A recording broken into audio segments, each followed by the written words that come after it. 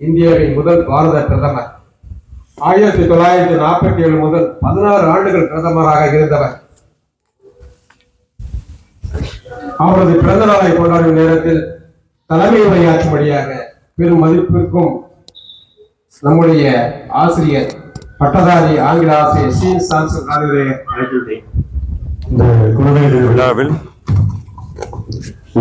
தின விழாவில் பேசுவதற்கான உங்களோடு கூட சில கருத்துக்களை பகிர்வதற்கான நல்வாய்ப்பு வழங்கிய தாளாளர் அவர்களுக்கும் தலைமை ஆசிரியர் அவர்களுக்கும் அன்புக்குரிய உடன் ஆசிரியர் பெருமக்களுக்கும் இங்கு அமர்ந்திருக்கக்கூடிய குழந்தை செல்வங்கள் அத்தனை பேருக்கும் என் இனிய குழந்தைகள் நல்வாழ்த்துக்களை தெரிவித்துக் கொள்கின்றேன். இன்று உங்களுக்கு எல்லாருக்கும் முன்னாடி இருக்கக்கூடிய ஐயா ஜவஹர்லால் நேரு அவர்களின் பிறந்த நாள். இந்த நாளை குழந்தைகள் தினமாக நாம் கொண்டாடுகிறோம். உங்கள் தினமாக அது கொண்டாடப்படுகிறது. நல்ல கவனிங்க. இப்பொழுது நான் 10 நிமிடத்தில் முடித்து விடுவேன். அது பேசி முடித்த பிறகு உங்களிடத்தில் 3 கேள்விகள் கேட்பேன். சரியான பதில் சொல்பவருக்கு சிறப்பு பரிசு உண்டு. சரி, கவனிச்சீங்க. நேரு என்னைக்கு பிறந்தாரு? இன்று நவம்பர் 14. இன்று குழந்தைகள் தினம் ஆவதற்கு காரணமான 5 குணாதிசயங்கள், நேருடைய 5 குணாதிசயங்களை உங்களிடத்தில் நான் பகிர போகிறேன். உன்னிப்பாக கவனிக்கணும். 5 குணாதிசயங்கள். நேரு பெரிய பணக்கார வீட்டில் பிறந்தவர். காங்கிரஸ் கட்சிக்காகவும் இந்திய தேசத்துக்காகவும் அவர் கொடுத்த சொத்துக்களுடைய மதிப்பு, இன்றைய மதிப்பு எவ்வளவு தெரியுமா? 2 லட்சம் கோடி ரூபாய். அவ்வளவு பெரிய பணக்காரர் அவர். ஆனந்த பவன் அப்படிங்கிற பேலஸ்ல, அரண்மனையில பிறந்த மகன் அவர். அப்படி பிறந்தவர். அவங்க வீட்டுல அவங்க அப்பா வக்கீல். 2 பேனாக்கள் இருந்தது. அவங்க அப்பா அதை வச்சிருந்தாரு. 2மே ஒரே நிறத்தில் எழுதக்கூடிய பேனாக்கள் தான், வேற வேற நிறத்தில் எழுதக்கூடிய பேனாக்கள் கிடையாது. நேரு என்ன பண்ணார் தெரியுமா? அப்பா வச்சிருக்க பேனா அழகா இருக்கே, 2 பேனால ஒண்ணு நம்ம எடுத்துப்போம் சொல்லிட்டு அதை எடுத்துக்கொண்டார். இதை கேள்விப்பட்ட அவருடைய தகப்பன் அவருடைய சுயசரிதையில் எழுதியிருக்கிறார். நேரு அவர் எழுதியிருக்கிறார். இதை கேள்விப்பட்ட அவருடைய தகப்பன் அவரை அடின்னு அடிச்சு பின்னிட்டாராம். என்னப்பா நீங்க கோடீஸ்வரர், நீங்க சாதாரண 2 பேனால உங்களுக்கு ஒண்ணு எனக்கு ஒண்ணு அப்படிதான் நான் எடுத்தேன். அவர் சொல்லாமல் எடுத்து விட்டார். அதற்கு அவருடைய தகப்பன் சொன்னது என்ன தெரியுமா? நேர்மையான வழியில் பெறாத எது ஒன்றையும் நீ தனதாக்கி கொள்ளக்கூடாது. நீ என்னிடத்துல கேட்டுட்டு பெற்றிருந்திருக்கணும். நேர்மையற்று வாழாதே அப்படின்னு சொன்னார். ஜவஹர்லால் நேருடைய முதல் கேரக்டரிஸ்டிக்ஸ், முதல் உயர்ந்த பண்பு என்ன தெரியுமா? நேர்மை. 1000 கோடிகளுக்கு அதிபதியாக இருந்தாலும் அந்த பேனாவை என்னிடத்தில் கேட்டு எடு. அருமை குழந்தை செல்வங்களே, பரீட்சை எழுதுகிற பொழுது உங்களுடைய கண்கள் இங்கும் அங்கும் அலைப்பாய்கிறது. நேர்மையாக தேர்வை எழுத நான் இந்த குழந்தைகள் தினத்தில் உங்களை வாழ்த்துகிறேன். அந்த நேர்மை இந்த மாதிரியான கௌரவத்தை உங்களுக்கு பெற்றுத்தரும். நீ காப்பி அடித்து பெறுவது மதிப்பெண் தானே தவிர அதில் எந்த மதிப்பும் கிடையாது. உன்னிடத்தில் மதிப்பெண் அதிகமாக இருக்கலாம், ஆனால் தரம் இருக்காது. அலைப்பாய்கிறது உடைய கண்கள், இங்கும் அங்கும் அலைப்பாய்கிறது. பேப்பரை பார்க்க துடிக்கிறது, பதில்களை கேட்க துடிக்கிறது. உன்னிடத்தில் இருக்கிற மூளை உலகத்தில் இருக்கிற அத்தனை கணினிகளை விட மிக சிறந்த மூளை. அதை பயன்படுத்து. நேர்மையாய் வாழ் என்று இந்த குழந்தைகள் தினத்தில் உன்னை வாழ்த்துகிறேன். முதல் குறிப்பு நேர்மை. 2வது, இளைஞர்களாகிய நீங்கள் என்ன செய்து கொண்டிருக்கிறீர்கள்? எதற்கு நீங்கள் அடிமையாகி இருக்கிறீர்கள்? அவர் சிறு வயசுல, 20 வயசுக்குள்ள, 17 வயசுல, ஒரு 22 வயசுல ஜாலியன் வாலா பாத்னு ஒரு இடம் தங்கும். இங்க ஒரு வாசல் இருக்கு, அங்க ஒரு வாசல் இருக்கு, அங்க ஒரு வாசல் இருக்கு. உனக்கு எங்க பார்த்தாலும் வாசல் இருக்கு. அங்க எந்த வாசலும் கிடையாது. சுற்றி மணல் சுவர்கள். அமைதியான முறையில குழந்தைகளும் பெண்களும் ஆண்களும் சுதந்திர இந்தியாவிற்காக கோஷங்களை எழுப்பிக் கொண்டு திட்டங்களை தீட்டிக் கொண்டிருந்த பொழுது ஜெனரல் டயர் என்கிற ஒருவன் வந்து தனது துப்பாக்கிகளால் எடுத்து எந்த ஒரு எச்சரிப்பும் கொடுக்காமல் சுட்டு கொள்றான் அத்தனை பேரையும். ஒரே ஒரு குறுகிய வழி, குறுக்கு சந்து தான் அவங்க வெளில செல்வதற்கு. கிணற்றில் விழுந்தார்கள். அங்கிருந்து கிணற்றில் விழுந்தார்கள். இதை பார்த்த வாலிபன் நேரு சுதந்திர போராட்டத்தில் தன்னை அர்ப்பணித்து தியாகம் செய்தார். இன்றும் உன்னை சுற்றி அநேக சமூக அவலங்கள் நிகழ்ந்து கொண்டிருக்கிறது. சிந்தி, கல்வியினால் அதனை நீ சரி செய்ய முடியும், உயர்ந்து அதனை சரி செய்ய முடியும். எனக்கு அது சரியில்லை, இது சரியில்லை, அரசு சரியில்லை, அம்மா சரியில்லை, அப்பா சரியில்லைன்னு குறை சொல்லிக் கொண்டே இருக்கிறாயே, நீ என்ன செய்தாய்? இதையெல்லாம் சரி செய்வதற்கு என்று சிந்தித்துக் கொள். அந்த கொலை பாதகத்தை பார்த்தவுடன் ஆங்கிலேயர்கள் இந்த நாட்டை விட்டு விரட்டி அடித்தே ஆக வேண்டும் என்று தனது வாழ்க்கையை தியாகம் செய்து, தங்கம் கவுனி, சும்மா சிறைச்சாலைக்கு போயிட்டு வந்துட்டே போஸ்ட் ஒட்டிடலாம், 15 நாள் சிறை சென்று வந்தவர் அப்படின்னு சொல்லிட்டு. நீ பார்த்து கொண்டிருக்கிற இவர் ஜவஹர்லால் நேரு 9 வருடங்களை சிறையில் கழித்தார் இந்திய தேசத்தின் சுதந்திரத்திற்காக. How many years? 9 வருடங்கள் சிறையிலே கழித்தார். இன்று இருக்கிற மாதிரிலாம் அன்னைக்கு சிறை இருக்காதுப்பா. ஆனா நீ என்ன செய்து கொண்டிருக்கிற? சினிமா நடிகர்கள் பின்னாடி ஓடிக்கொண்டிருக்கிற, இன்ஸ்டாகிராம்ல ஐடியா தேடி கொண்டிருக்கிற, வகுப்பறையின் சுவர்கள் முழுவதும் உன்னுடைய இன்ஸ்டாகிராம் ஐடியாக இருக்கிறது. அது உனது சாதனை என்று நீ பெருமை பெற்றுக் கொள்வதில் ஒன்றும் இல்லை. அது எதிர்காலத்திற்கு உனக்கு எதையுமே ஈட்டி தராது. மதுக்கு அடிமையாக இருக்கிற, போதை வஸ்துகளுக்கு அடிமையா இருக்கிற, நாங்க அந்த நடந்து போய் கொண்டிருக்கோம், இந்த இடங்கள்ல கூல் லிப்ஸ் கிடைக்கிறது. தியாகம் செய்கிற ஒருவன் வெற்றி பெறுவதில் ஐயமில்லை. நீ முதலாவது நேர்மை, இரண்டாவது தியாகம். நீ உனக்காக வாழணும் சொல்றோம். நேரு நாட்டுக்காக வாழ்ந்தார். நீ உனக்காக உன் அப்பா அம்மாவுக்காக வாழணும் சொல்றோம். மூன்றாவது அவருடைய குணாதிசயம் அறிவும் ஞானமும் மிக்கவர். சிறைச்சாலையில தன்னோட அழுது புறம்பல தன்னோட மகளுக்கு கடிதம் எழுதினார். எத்தனை கடிதம் எழுதியிருப்பான்னு நினைக்கிறீங்க? தனது மகளுக்கு, மகள் யார் தெரியுமா? இந்திரா. மகள் யார் தெரியுமா? இந்திரா. அவங்களுக்கு எத்தனை கடிதம் தெரியுமா எழுதினாரு? 135 கடிதம் எழுதினாரு. அம்மா என்ன அடிக்கிறாங்கம்மா, அம்மா என்ன கொல்றாங்கம்மா, இந்த ஆங்கிலேயர்களுடைய பிரச்சனை என்னால தாங்கிக் கொள்ள முடியலம்மா அப்படின்னு அவர் எழுதல.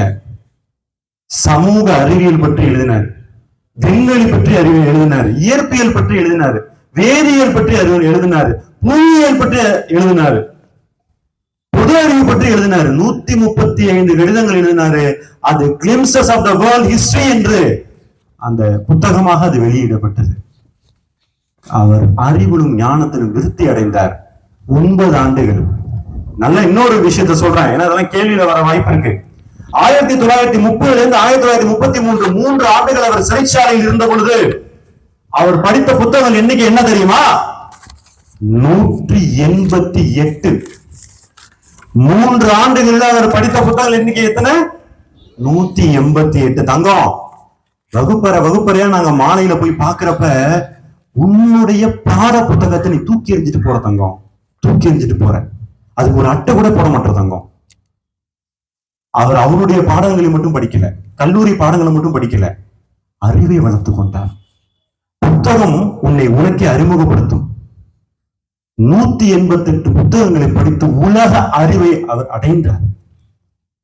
புத்தகங்களுக்கு மரியாதை கொடுங்க. இன்று நீங்கள் சுமக்கக்கூடிய புத்தகங்கள் நாளை உங்களை சுமக்கும் என்று நான் உங்களை குழந்தைகள் தினத்தில் வாழ்த்துகிறேன்.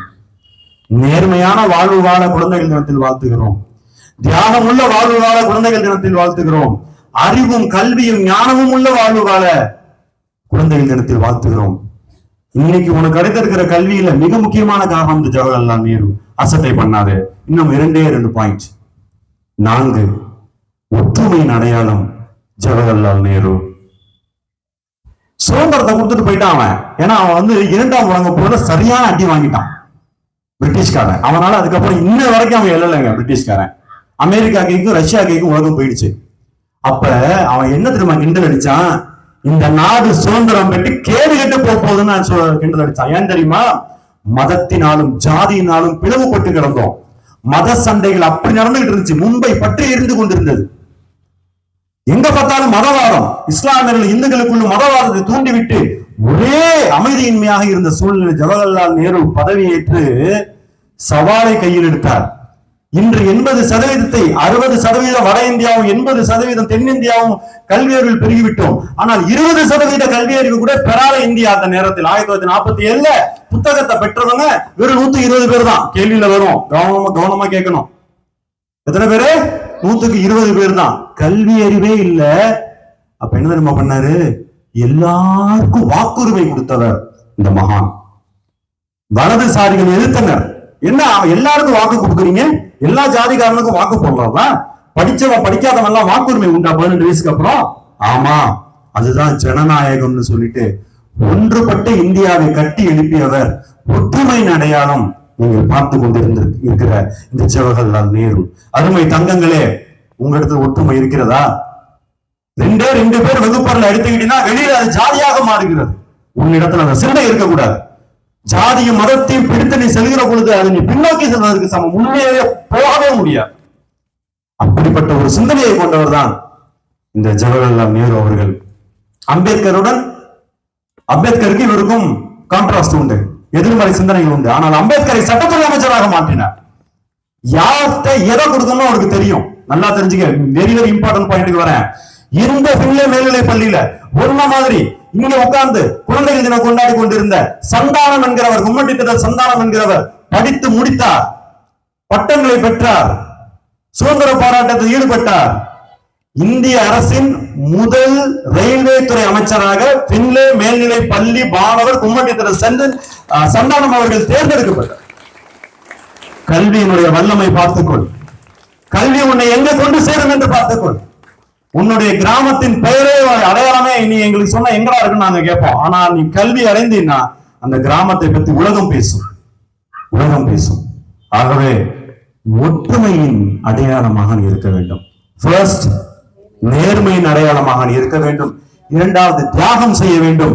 3வது, அறிவும் ஞானமும் பெற வேண்டும். 4வது, ஒற்றுமையின் அடையாளமாக நீ இருக்க வேண்டும். இறுதி பாயிண்ட், கடைசி பாயிண்ட், உன்னிடத்துல ஜாதி கயிறுகளை உன்னுடைய கைகளில் பார்க்க கூடாது. நீ சமத்துவமானவன், நீ ஒரு மனிதன், நீ மனிதத்திற்காக வாழ்கிறவன். அததான் கல்வி போதிக்கும். நீ கொண்டு வந்துட்டு இருக்க 5 புத்தகங்கள், ஆங்கிலம், தமிழ், அறிவியல், சமூக அறிவியல், கணக்கு, அத்தனையும் அதை தான் உனக்கு இட்டு செல்லும். உன்னுடைய ஜாதி அடையாளத்தையோ மத அடையாளத்தையோ கொண்டு செல்வதற்காக கல்வி கூடங்கள் இல்லை. கல்வியும் ஞானமும் அது கிடையாது.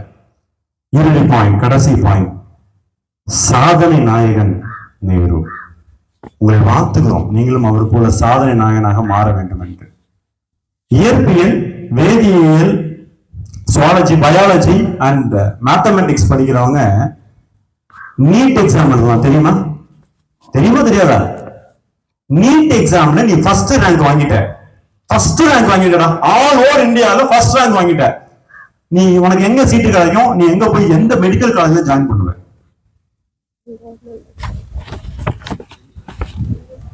AIIMS Delhi, all Indian institute of medical science. நீ ஃபர்ஸ்ட் ரேங்க் நீட் நீ எல்லாம் எழுதலாம். சொல்லுங்களா? 12ஆம் வகுப்பு படிக்கிறீங்களே, இயற்பியல், வேதியியல், சுவாலஜி பிளஸ் மேத்தமெட்டிக்ஸ் படிக்கிற எல்லாரும் நீட் எழுதலாம். எழுதுற அத்தனை வரும் முதல் மதிப்பெண் பெற்றீங்கன்னா நீங்க போய் அமர போகிற மெடிக்கல் காலேஜ் வந்து எய்ம்ஸ். அதை நிரூபியவர் இன்றும் தரம் குறையாது வளத்தோடு நல் மாணவர்கள், நல் மருத்துவர்களை ஏற்படுத்துவதற்காக விஷனோட சாதனை புரிந்தவர் தான் இந்த ஜவஹர்லால் நேரு. சாதனை புரிந்தார்.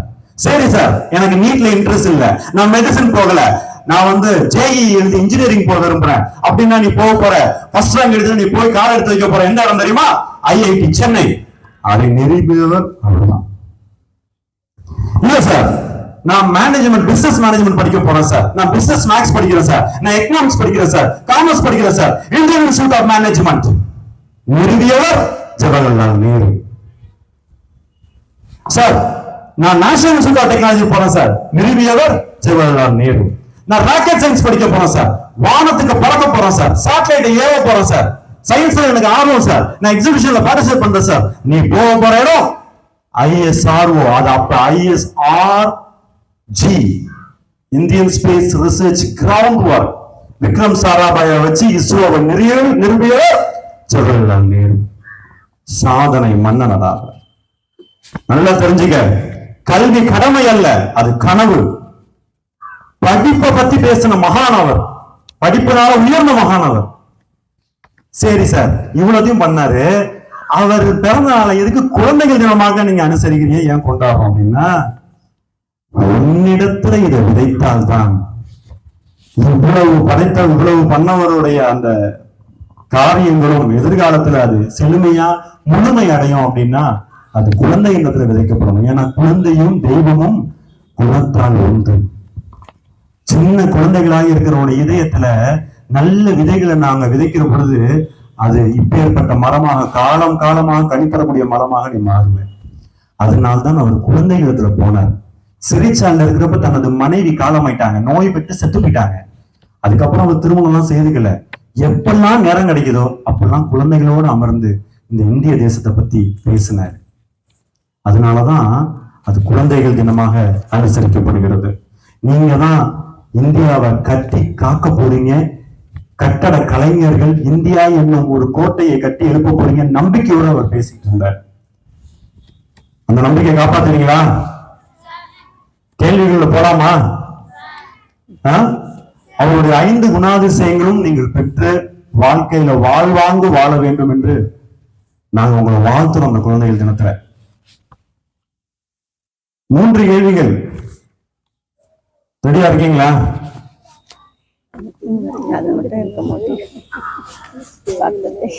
மிகப்பெரிய படுகொலை நிகழ்ந்தது. ஒரு வருஷத்தை சொன்னேன். மிகப்பெரிய படுகொலை ஜெனரல் டயர் சுற்று கொண்டான் என்று ஒரு வருஷத்தை சொன்னேன். எழுந்திருந்து போய் சொல்லலாம், தெரிஞ்சவங்க சொல்லு. மிகப்பெரிய படுகொலை நடந்தது, ஒரு வருடத்தை குறித்து சொன்னேன். சரி, வெரி குட், சொல்லு தம்பி. 47லயும் படுகொலை நடந்தது. ஆனா அவ்வளவு பெரிய படுகொலை நடக்கல, சுதந்திரம் அடைஞ்சிச்சு நமக்கு. உட்கார், சொல்லுப்பா. 1930 தவறு, சொல்லுமா. 19. வெரி குட், வாங்க இங்க. Clap your hands. What's your name? அடுத்த கேள்வி, 2வது கேள்வி. இது ரொம்ப எளிமையான கேள்வி, அதனால கையை தூக்கிருங்க. அவங்களால நாங்க எழுப்ப முடியும். இப்படி வந்துருமா, தலைமை ஆசிரியர் பக்கத்தில் வந்து நில்லுங்க. 2வது கேள்வி என்னன்னா, அவர் எத்தனை புத்தகங்களை அதையெல்லாம் சொல்றீங்க படித்தால் எந்த ஆண்டுல இருந்து எந்த ஆண்டு சிறையில் இருக்கிறப்ப சொல்லுப்பா. வண்டர்ஃபுல், கம்மியர், எக்ஸலன்ட். 3வது கேள்வி, ஒரு 5 நிறுவனங்களை அவர் நிறுவி இன்னைக்கு சாட்சியா நின்று இந்தியாவில்னு சொன்னேன். அதுல ஏதாவது 3 நிறுவனம் சொன்னா உங்களுக்கு பரிசு. Teacher only for students. Right, very good. வா தம்பி, பேச்சாளர். AIIMS, very good.